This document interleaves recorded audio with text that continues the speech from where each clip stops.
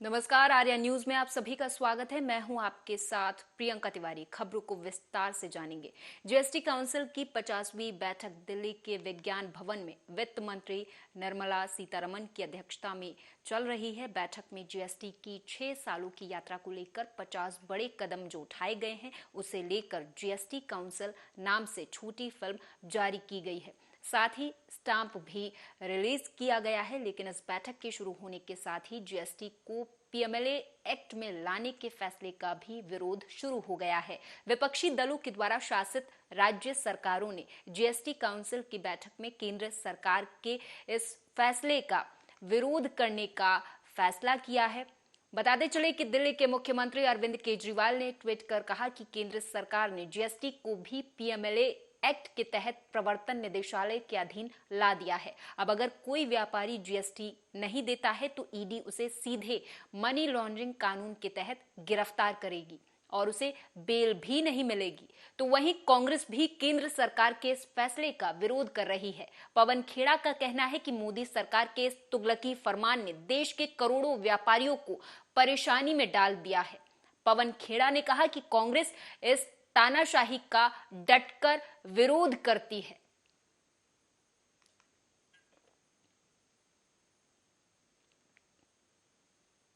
बता दें कि जीएसटी काउंसिल की 50वीं बैठक दिल्ली के विज्ञान भवन में वित्त मंत्री निर्मला सीतारमण की अध्यक्षता में की गई, जिसके बाद विपक्ष की तरफ से विरोध के सुर तेज हो गए हैं। इस बीच दिल्ली सरकार में मंत्री आतिशी का बड़ा बयान सामने आया।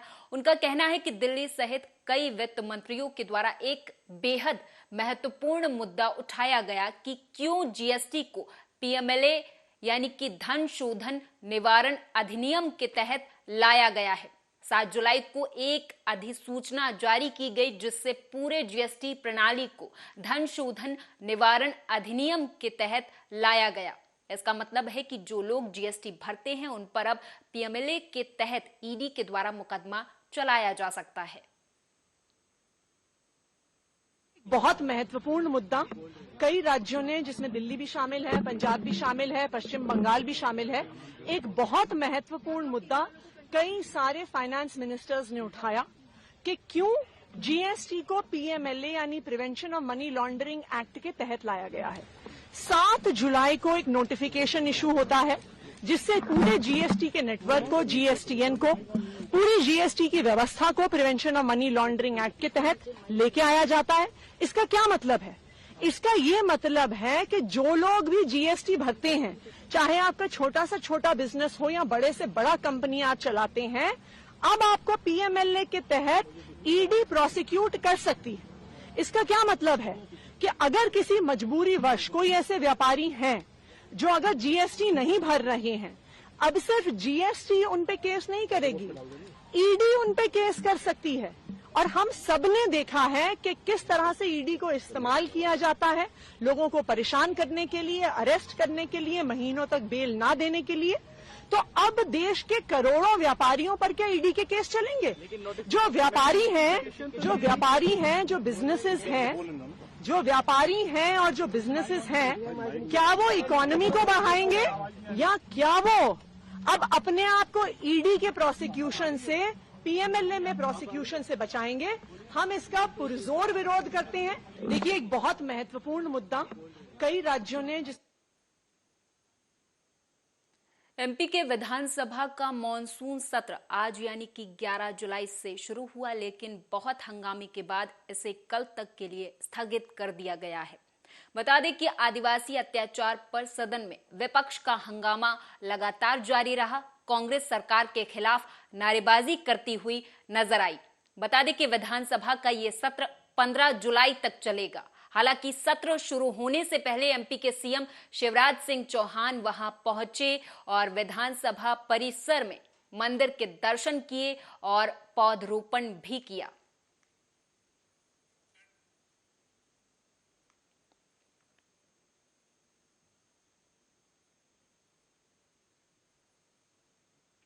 तो वहीं अमित शाह और केंद्रीय मंत्रियों के दौरे पर सज्जन सिंह वर्मा का पलटवार सामने आया है। दरअसल कर्नाटक में मोदी की 20 सभाएं हुई, पूरा केंद्रीय कैबिनेट बैठक रहा, लेकिन कांग्रेस जीती रही।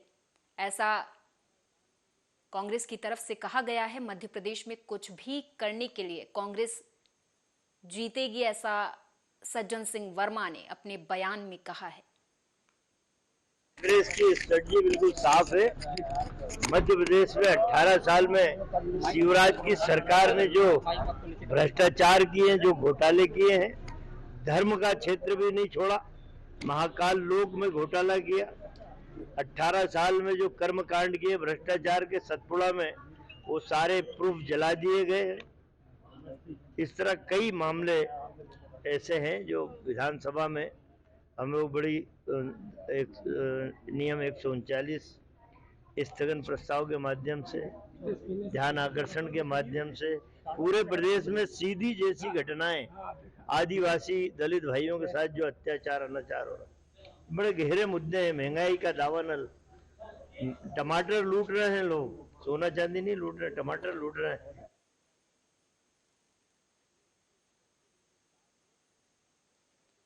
अयोध्या जनपद में बीती रात थाना हैदरगंज क्षेत्र में एक युवक के द्वारा एक युवती के चेहरे पर एसिड डाल देने के कारण युवती गंभीर रूप से जख्मी हो गई, जिसे प्राथमिक इलाज के बाद ट्रॉमा सेंटर लखनऊ रेफर कर दिया गया है। वहीं घटना के बाद तत्काल पुलिस टीम मौके पर पहुंची और पूरे मामले की जांच में जुट गई। घटना की गंभीरता को देखते हुए एसएसपी राजकरण नैयर ने घटनास्थल पर पहुंचकर परिवार के लोगों से पूछताछ की है। वहीं इस पूरी वारदात को अंजाम देने वाले आरोपी को पुलिस ने गिरफ्तार भी कर लिया है। हैदरगंज में एक प्रकरण संज्ञान में आया है, जिसमें एक युवती के ऊपर उसे पूर्व परिचित युवक के द्वारा एक केमिकल डाला गया है। इस संबंध में सूचना मिलते ही तत्काल सभी अधिकारियों के द्वारा मौके पर आकर के घटनास्थल देखा गया है। घर का मेरे द्वारा देखा गया, घर को कहीं से भी घर में फोर्स्ड एंट्री का कोई मुझे वो नहीं दिखा है। और जो आरोपी है उसको हिरासत में लेकर के पूछताछ की जा रही है। जैसे हमको आगे पता चलता है आपको बताएंगे। युवती है, उनको प्राथमिक उपचार के बाद लखनऊ रेफर किया गया। यहाँ पे डॉक्टर के द्वारा देखने के बाद बताया गया है कि उनकी स्थिति ठीक है, उनका इलाज चल रहा है। जो भी आगे प्रगति होती है केस में आपको बताएंगे। कि आरोपी को हिरासत में लेके जो पूछताछ की जा रही है, इसमें SHO हैदरगंज को बोल दिया गया है 2 दिन में साक्ष्य संकलन के आधार पर आरोप पत्र इसमें माननीय न्यायालय में प्रेषित किया जाएगा। और हमारे द्वारा इस मामले को मॉनिटरिंग सेल के द्वारा प्रभावी पैरवी करके सुनिश्चित किया जाएगा कि जल्द से जल्द इस मामले का विधिक इसमें जो भी अग्रिम कार्रवाई है और माननीय न्यायालय द्वारा जो भी वो है वो जल्द से जल्द हमारी कार्रवाई। एमपी के शिवपुरी जिले के रहने वाले 12 लोग 27 जून को अमरनाथ की यात्रा पर निकले थे। वहीं जब सभी लोग अमरनाथ बाबा के दर्शन करने के बाद मनाली लेह के मार्ग से वापस शिवपुरी लौट रहे थे कि तभी हिमाचल प्रदेश में तेज बारिश के बीच लैंडस्लाइड होने लगी, जिसकी वजह से सभी लोग वहां फंस गए हैं। बता दें कि ये सभी लोग पिछले 4 दिनों से मनाली लेह मार्ग के सरचू बॉर्डर पर फंसे हुए हैं। तो वहीं सभी लोगों ने वहां से एक वीडियो जारी कर मदद की गुहार लगाई है। हम आपके माध्यम से केंद्र की सरकार से और मध्य प्रदेश सरकार से ये मदद चाहते हैं कि हम सभी लोग जो शिवपुरी से बिलोंग करते हैं, हमारी संख्या 12 है, 2 गाड़ियों से है ना, हम बाबा अमरनाथ की यात्रा करते हुए घूमने ले गए थे। वहां से यहाँ सरचू में आके और दोनों तरफ से ना सड़क बंद होने की वजह से 3 दिन से यहाँ फंसे हुए हैं। तो इस वीडियो के माध्यम से केंद्र सरकार से मध्य प्रदेश शासन से ये कहना चाहते हैं कि हमारी मदद की जाए और हमें इस स्थान से निकाला जाए। यहाँ ऑक्सीजन की बहुत कमी है और खाने पीने का जो सामान था वो भी लगभग 3 दिन में समाप्त हो गया। हमारे पास कल तक का सामान और है।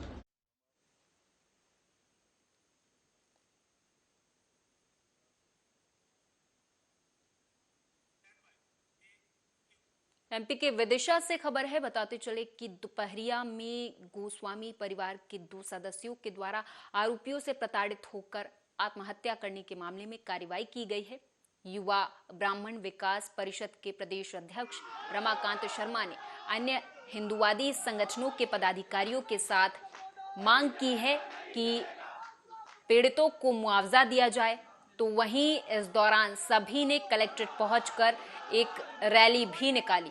इस दौरान सभी ने कलेक्टर के नाम लिखित ज्ञापन दिया बता दें कि इस ज्ञापन में पीड़ित परिवार के लिए आर्थिक मदद की मांग की गई है, तो वहीं दूसरी तरफ आरोपियों के खिलाफ सख्त कार्रवाई करने के साथ साथ उनके घरों पर बुलडोजर चलाने की भी मांग की गई है।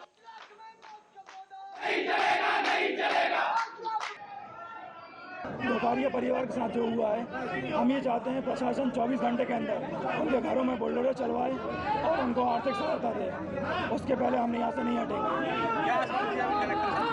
कलेक्टर साहब ने अभी कुछ आश्वासन नहीं दिया। उन्होंने कहा था कि हम देखेंगे, अभी तक उन्होंने कोई सही तरीके से हमें जवाब नहीं दिया। उन्होंने केवल नारा भी लगा 5 लाख का सौदा। 5 लाख कलेक्टर साहब ने ये बोला है कि 5 लाख हम उनको सहायता कर रहे हैं मुख्यमंत्री, लेकिन 5 लाख क्योंकि अभी विगत दिनों पूर्व गोस्वामी परिवार से दोपहरिया गांव में जो दुखद घटना हुई है, उसी के खिलाफ प्रदर्शन के लिए हम लोग सभी यहाँ आए हैं। हमारी जो मुख्य मांगे हैं उसमें प्रथम मांग ये है कि दोषियों के ऊपर रासुका लगाई जाए और उन पर कठोर कार्रवाई की जाए। दूसरी मांग ये है कि उनके रहने के लिए मकान की व्यवस्था नहीं है पीड़ित परिवार के यहाँ, उसको प्रधानमंत्री आवास योजना के अंतर्गत मकान मुहैया कराया जाए। तीसरी हमारी मांग है कि उस घर की बहुत निर्धन व्यवस्था है, वो बहुत दयनीय स्थिति में रह रहे हैं, उन्हें 25 लाख रुपए की आर्थिक राशि दी जाए प्रशासन की ओर से। और चौथी मांग ये है कि उनके दोषियों के सभी के घरों पर बुलडोजर चलाए जाए।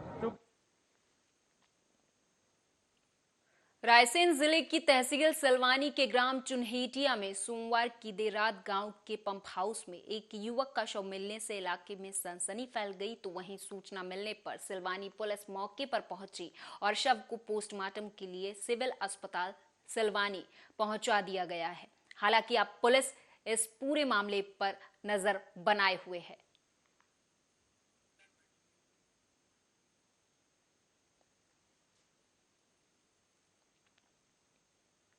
मंगलवार से एमपी विधानसभा का मॉनसून सत्र शुरू हुआ। प्रमुख विपक्षी दल कांग्रेस महाकाल लोक, भ्रष्टाचार, आदिवासी अत्याचार और महंगाई जैसे मुद्दों को लेकर सरकार के खिलाफ आक्रामक दिखी। आज सुबह रैगांव से कांग्रेस विधायक कल्पना वर्मा टमाटर और मिर्च की माला पहनकर विधानसभा परिसर में पहुंची। उन्होंने कहा कि सब्जियों के दाम आसमान छू रहे हैं, लेकिन सरकार को इसकी कोई परवाह नहीं है। हालांकि सत्र को कल तक के लिए स्थगित कर दिया गया है। बता दें, ये उम्मीद जताई जा रही थी कि शायद सतपुड़ा अग्निकांड की पूरी रिपोर्ट आज विधानसभा पटल पर रखी जा सकती है। विपक्ष जो प्रश्न करेगा, जैसा प्रश्न करेगा वैसा उत्तर दिया जाएगा। हम लोग पूरी तरह से तैयार हैं इसके लिए, और किसी प्रकार की कोई इसमें किसी प्रश्न को अनुत्तरित हो रहे ऐसा ना प्रश्नोत्तरी में मिलेगा और ना संवाद में मिलेगा। विपक्ष जो प्रश्न करे।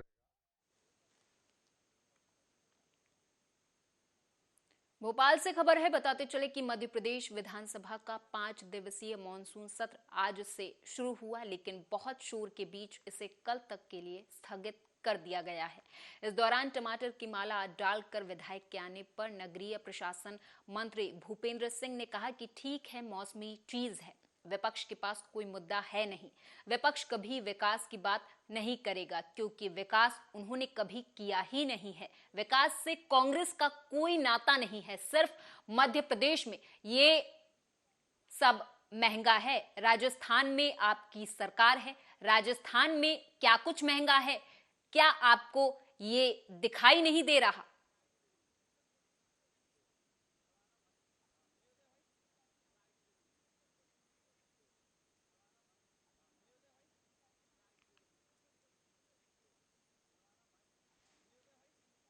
इतनी महंगाई है, जो मुख्यमंत्री जी लाडली बहन योजना के तहत 1000 रुपए दे रहे हैं, उसमें गरीबों की तो एक दिन की सब्जी भी नहीं आती। तो मैं उस लाडली बहन योजना का विरोध करती हूँ, क्योंकि मैं भी एक गृहिणी हूँ, मैं भी एक महिला हूँ, और महिलाओं का जो किचन है उसका मैं हाल जानती हूँ कि किस तरीके से वो लोग अपना गृहस्थी चला रही है। आज इतनी महंगाई है, जो मुख्यमंत्री जी लाडली बहन योजना के तहत 1000 रुपए दे रहे हैं, उसमें गरीबों की तो एक दिन की सब्जी भी नहीं आती। तो मैं उस लाडली बहन योजना का विरोध करती हूँ, क्योंकि मैं भी एक गृहिणी हूँ, मैं भी एक महिला। आज इतनी महंगाई है, जो मुख्यमंत्री जी लाडली बहन योजना के तहत 1000 रुपए दे रहे हैं, उसमें गरीबों की तो एक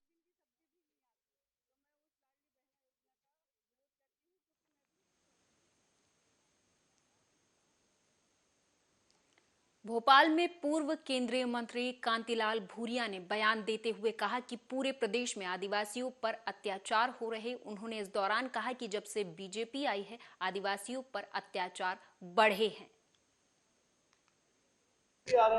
अचानक अब उनके ऊपर सारी बातें आ रही ना, तो अब ये साफ सफाई देने के लिए आ रहे हैं। अब ये आपके गृह मंत्री वो खुद ही गुजरात में कितना बड़ा अत्याचार हुआ, उसके वही ऐसा हो रहा है। पूरे देश में जब से गृह मंत्री बना तब से पूरे देश में आतंक का माहौल बना हुआ। उधर मध्य प्रदेश में आदिवासी जीना हराम हो रहा है। तो ये सारी चीजें तो भाजपा हमारे अनुसूचित जाति जनजाति लोगों को टारगेट बना रखा है। मगर निश्चित ही आने वाले समय में भारतीय जनता पार्टी को मुंह तोड़ जवाब हमारे SC ST के और OBC के लोग जवाब देंगे और उनकी सरकार का दिल्ली में भी सफाई होगा और मध्य प्रदेश में सफाई होगा। अचानक अब उनके ऊपर सारी बातें आ रही ना, तो अब ये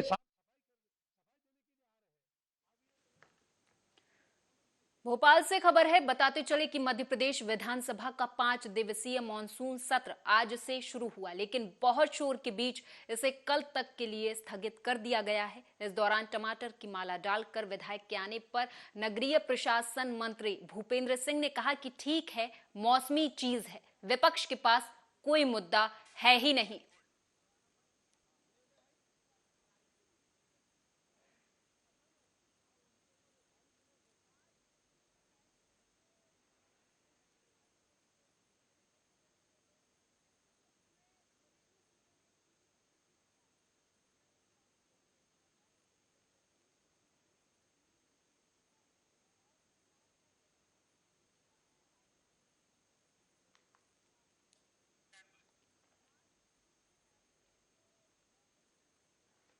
पश्चिम बंगाल में हुए पंचायत चुनाव के बाद मतों की गिनती जारी है। इस बीच बीजेपी के राष्ट्रीय प्रवक्ता संबित पात्रा ने एक प्रेस वार्ता की, जिसमें बीजेपी नेता ने बंगाल की चुनावी स्थितियों पर हमलावर होते हुए बीजेपी प्रवक्ता दिखाई दिए। संबित पात्रा ने पश्चिम बंगाल सरकार को घेरते हुए कहा कि यहां हुए हिंसा को प्रायोजित उन्होंने बताया। पात्रा ने कहा कि बंगाल में जितनी हत्याएं हुई उसमें प्रशासन शामिल है।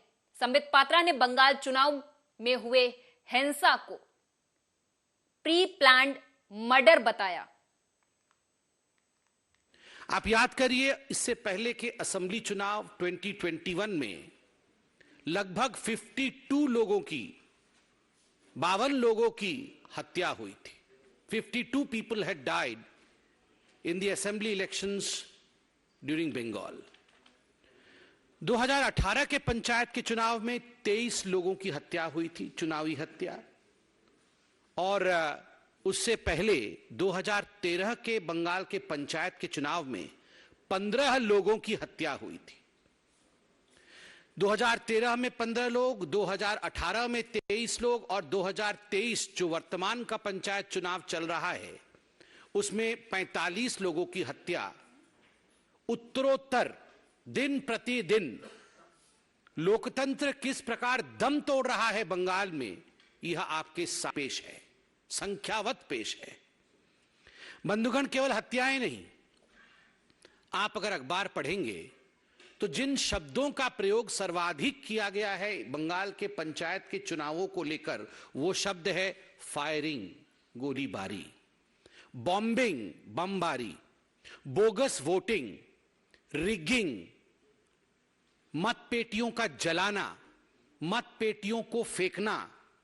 कोई तालाब में फेंक रहा है मतपेटियों को, तो कोई वोट रिगिंग करके किस प्रकार से जीता जा सकता है, टीएमसी उस प्रयत्न में, उस यत्न में लगी। एमपी के गृह, जेल और संसदीय कार्य मंत्री डॉक्टर नरोत्तम मिश्रा ने मुख्यमंत्री लाडली बहना योजना की दूसरी किस्त के जारी होने पर वृंदावन गार्डन में आयोजित कार्यक्रम में गृह मंत्री ने हिस्सा लिया और उन्होंने लाडली बहना कार्यक्रम में शिरकत करते हुए कहा कि ये राशि सिर्फ सम्मान निधि है, जिसे निरंतर बढ़ाकर 3,000 रुपए महीने तक किया जाएगा। उन्होंने कहा कि जिस तरह से वृद्धावस्था पेंशन, विधवा पेंशन और किसान कल्याण निधि की राशि जारी होती है, उसी तरह से महिलाओं के लिए मुख्यमंत्री की ये बेहद महत्वाकांक्षी योजना है, जिसमें महिलाओं को सशक्त बनाने का सरकार का ये एक प्रयास है। ये जो सम्मान निधि है ना, आपका अधिकार है, ये हर महीने आप 1 महीने में खर्च कर पाई होगी जब तक 1000 रुपये आ गए, ऐसे हर महीने आएगा और धीरे धीरे ये बढ़ता जाएगा और आज ये कितने हो जाएंगे? 3000 रुपये, मतलब 100 रुपया रोज हर महीने पूरी जिंदगी आपके पास आएगा। ऐसे नहीं है, उस समय उन महिलाओं के दिल पे कि हम अपने बच्चे को 5 रुपए का बिस्किट नहीं दिला सकते, 10 रुपए का लेमन चॉकलेट नहीं दिला सकते, अपने लिए बिजली चूड़ी नहीं खरीद सकते, साड़ी नहीं खरीद सकते। उस समय तो महिलाओं के दिल पे जो एक दर्द होता था, जो एक ग्लानि होती थी, इस ग्लानि को माननीय मुख्यमंत्री जी ने, माननीय गृह मंत्री जी ने महसूस किया कि ये जो हमारी बहनें हैं, आज जो है वो दुनिया भर का पैसा तमाम योजनाओं में खर्चा हो रहा है, लेकिन फिर भी समाज में महिलाएं जो है वो बहनें हैं। ऐसे नहीं है, उस समय उन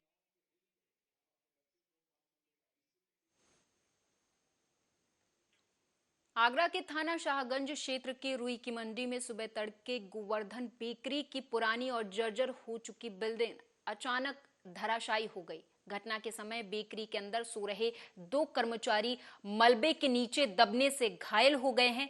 वहीं घटना की सूचना पर पहुंची पुलिस ने दोनों घायल युवकों को अस्पताल में भर्ती करा दिया है, जहां पर दोनों का इलाज जारी है।